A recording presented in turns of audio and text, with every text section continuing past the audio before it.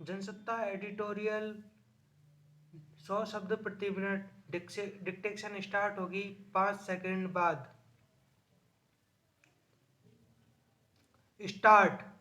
ऐसे मामले अक्सर सामने आते रहे हैं जिनमें जेलों में बंद सजा याफ्ता कैदियों को चोरी छिपे कई सामान सुविधाएं मुहैया करा दिए जाते हैं जिनके इस्तेमाल से उन्हें इजाज़त नहीं होती। जाहिर है जेल में अगर किसी कैदी को इस तरह गैर कानूनी तरीके से कोई सामान मिल जाता है तो इसमें जेल में ही तैनात किसी कर्मचारी या अधिकारी की मिलीभगत होती है। लेकिन ऐसे कामों में लिप्त कर्मचारी क्या यह नहीं सोच पाते कि जेल में सजा काट रहा अपराधी उन सुविधाओं का इस्तेमाल करके फिर किसी बड़े अपराध को अंजाम दे सकता है और उनमें उन्हें भी कटघरे में खड़ा किया जा सकता है। प्रश्नवाचक। ताज़ा मामला राजधानी दिल्ली के मंडौली जेल से सामने आया है जहां जेल में बंद नंदू गिरोह के कुख्यात बदमाश विकास बक्करवाला को अवैध तरीके से सिम उपलब्ध कराने के आरोप में वहां के हेड वार्डन को गिरफ्तार किया गया है। खबर के मुताबिक जेल के हेड वार्डन एक सिम पहुंचाने के लिए 2000 रुपये वसूलता था। उसी सिम के जरिए विकास जेल से ही कारोबारियों को रंगदारी के तौर पर लाखों रुपए पहुंचाने या फिर उनके परिवार को जान से मार डालने की धमकियां देता था। पैराग्राफ।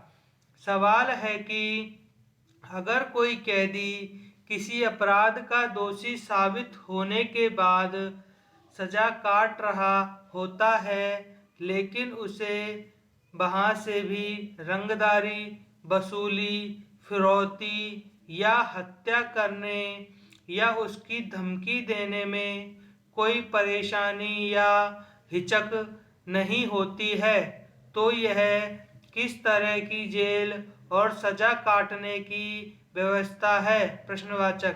दरअसल जेल में कैदियों पर नज़र रखने के लिए जिन कर्मचारियों या अफसरों को बहाल किया जाता है कई बार वही ऐसे अपराधियों के लिए सुविधा का जरिया बन जाते हैं। जेलों में सजा याफ्ता कैदियों को अवैध तरीके से मोबाइल या दूसरे ऐसे संसाधन रखने की इजाज़त नहीं है। ज़रूरत पड़ने पर जेल के फ़ोन से बात कराने की व्यवस्था कराई जाती है लेकिन वहाँ कुछ अपराधियों को न केवल मोबाइल बल्कि मनचाहे तरीके से सिम हासिल करने में कामयाबी मिल जाती है। तो इसमें जितना अपराध उनका है उससे कम इसमें सहभागी होने वाले जेल के कर्मचारी का नहीं है। फिर भी एक गंभीर स्थिति यह है कि किसी अन्य व्यक्ति के नाम पर सिम जारी कराकर किसी अपराधी को सौंप दिया जाता है तो इसका इस्तेमाल आपराधिक कामों में हो सकता है। ऐसे में जिस अन्य व्यक्ति के नाम पर सिम है निर्दोष होने पर भी कानूनी चपेट में आने की जिम्मेदारी कौन लेगा। पैराग्राफ। विडंबना यह है कि नियमों के तहत तमाम सख्ती बरते जाने के दावे के बावजूद देश भर में अलग अलग जेलों में गैर कानूनी रूप से कैदियों को सुविधा मुहैया कराने की ऐसी खबरें आती रहती है। खास तौर पर राजनीतिकों के पास या शासन में पैठ रखने वाले रसूखदार अपराधियों के पास मोबाइल, टीवी या आराम की दूसरी सुविधाएं होने या अन्य तरह की अवांछित गतिविधियों के बारे में कई बार खुलासा हुआ है। कई राज्यों की जेलों में कैदियों द्वारा मोबाइल के इस्तेमाल पर रोक लगाने के लिए जैमर जैसे उपाय भी किए गए हैं।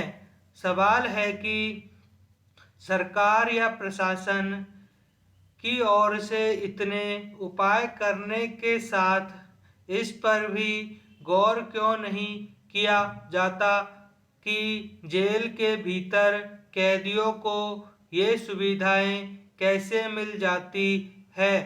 जाहिर है जेलों में बंद सजा याफ्ता कैदियों पर लगाम लगाने के साथ साथ ज़्यादा ज़रूरी वैसे कर्मचारियों या अफसरों के खिलाफ कार्रवाई करना है जो अपराधियों के मददगार की भूमिका निभाते हैं। यह इसलिए कि जेल परिसर में से अगर अपराधी अपनी मंशा को बदस्तूर अंजाम दे पाता है तो यह तुलनात्मक रूप से ज़्यादा गंभीर स्थिति है। पूर्ण विराम। धन्यवाद।